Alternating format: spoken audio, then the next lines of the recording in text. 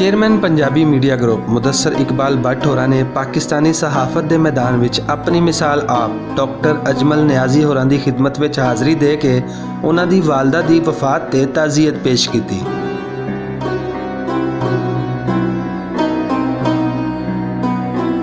इस मौके ते दीगर अहम शख्सियात के नाल मशहूर सहाफ़ी खावर नईम हाशमी भी मौजूद सन, जिन्होंने डॉक्टर अजमल न्याजी होरां दा दुख वंडाया ते उन्हां दी वालदा मोहतरमा दे दर्जात दी बुलंदी वास्ते दुआ भी की।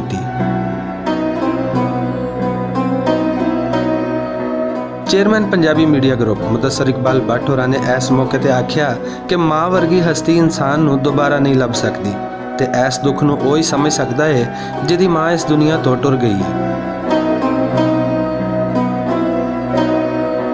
वालदा की वफात के इजहार अफसोस वास्ते ताज़ियत लई आने वाले सहाफ़ी दोस्तों को डॉक्टर अजमल न्याजी होरां ने खसूसी तौर पर शुक्रिया अदा किया ते आख्या कि सज्जन ही सज्जना का मान त्राण होंदे ने ते जे सज्जन नाल खलोते होन ते बंदा हर मुश्किल वेला लंघा जाता है। कैमरामैन ज़िशान भट्ट दे नाल असगर अली, भुलेखा टीवी, लाहौर।